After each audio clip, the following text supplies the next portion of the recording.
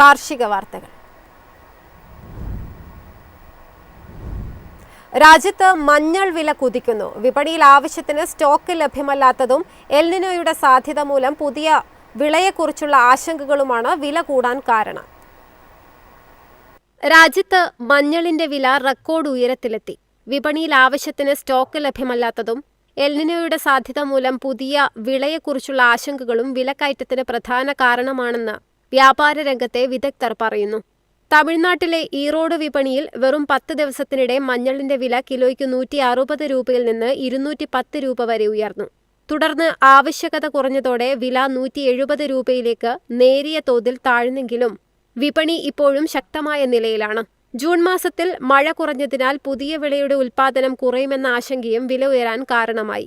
കഴിഞ്ഞ 3 മുതൽ 4 വർഷമായി ഉണ്ടായിരുന്ന കരുതൽ സ്റ്റോക്കുകൾ ഗണ്യമായി കുറഞ്ഞതും വിപണിയെ സമ്മർദ്ദത്തിലാക്കുന്ന ഘടകമാണ്.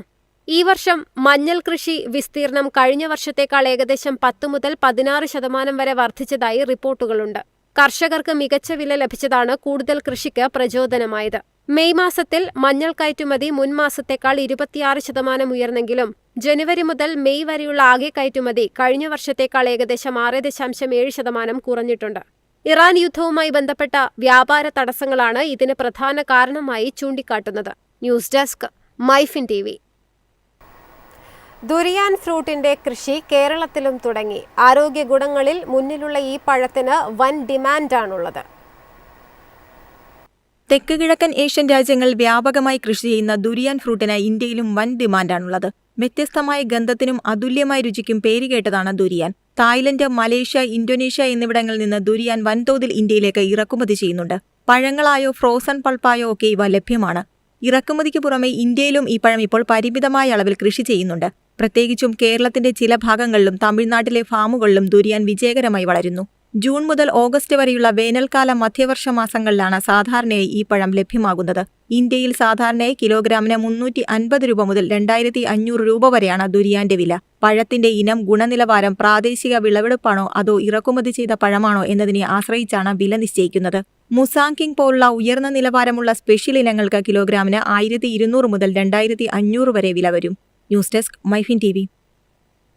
ഇന്ത്യയുടെ അരി കയറ്റുമതിയിൽ വർധന. ജനുവരി മുതൽ ജൂൺ വരെയുള്ള കാലയളവിൽ അരി കയറ്റുമതി 5% വർദ്ധിച്ചു. ഇന്ത്യയുടെ അരി കയറ്റുമതി ഈ വർഷം ആദ്യ 6 മാസത്തിനിടെ 5% വർദ്ധിച്ചു. ബസുമതി അരിയുടെ കയറ്റുമതി കുറഞ്ഞെങ്കിലും നോൺ ബസുമതി അരിയുടെ ആവശ്യകത ഉയർന്നതാണ് ആകെ കയറ്റുമതി വർദ്ധിക്കാൻ കാരണമായത്. 2026 ജനുവരി മുതൽ ജൂൺ വരെ ഇന്ത്യ 12.27 ദശലക്ഷം മെട്രിക് ടൺ അരിയാണ് കയറ്റുമതി ചെയ്തത്.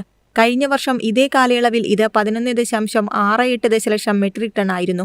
അമേരിക്ക, ഇസ്രായേൽ, ഇറാൻ സംഘർഷത്തെ തുടർന്ന് ഗൾഫ് രാജ്യങ്ങളിലേക്കുള്ള വ്യാപാരം തടസ്സപ്പെട്ടതോടെ ബസുമതി അരി കയറ്റുമതി 5.5% കുറഞ്ഞ് 3.36 ദശലക്ഷം മെട്രിക് ടണ്ണായി. എന്നാൽ ആഫ്രിക്കൻ രാജ്യങ്ങളിൽ നിന്നുള്ള ശക്തമായ ആവശ്യകതയെ തുടർന്ന് നോൺ ബസുമതി അരി കയറ്റുമതി 9.6% ഉയർന്ന് 8.9 ദശലക്ഷം മെട്രിക് ടണ്ണിലെത്തി. ലോകത്തെ മൊത്തം അരി കയറ്റുമതിയുടെ 40%-ലധികം ഇന്ത്യയിൽ നിന്നാണ്. തായ്ലൻഡ്, വിയറ്റ്നാം, പാകിസ്ഥാൻ എന്നീ 3 പ്രധാന കയറ്റുമതി രാജ്യങ്ങളുടെ ആകെ കയറ്റുമതിയേക്കാൾ കൂടുതലാണ് ഇന്ത്യയുടെ വിഹിതം. ആഭ്യന്തര വിപണിയിലെ സമൃദ്ധമായ ലഭ്യത കാരണം ഇന്ത്യൻ അരിക്ക് തായ്ലൻഡ്, വിയറ്റ്നാം, മ്യാൻമർ എന്നിവിടങ്ങളിലെ അരിയേക്കാൾ വില കുറയാനിടയാക്കിയെന്ന് കയറ്റുമതിക്കാർ പറയുന്നു. ഇതോടെ ആഫ്രിക്കയിലെയും ഏഷ്യയിലെയും സെൻസിറ്റീവ് വിപണികളിൽ ഇന്ത്യൻ അരിക്ക് ആവശ്യകത വർദ്ധിച്ചിട്ടുണ്ട്. News desk, MyFin TV. എളുപ്പത്തിൽ സമ്പാദ്യം വളർത്താം. ഇന്ന് തന്നെ മൈഫിൻ TV ആപ്പ് ഡൗൺലോഡ് ചെയ്യൂ.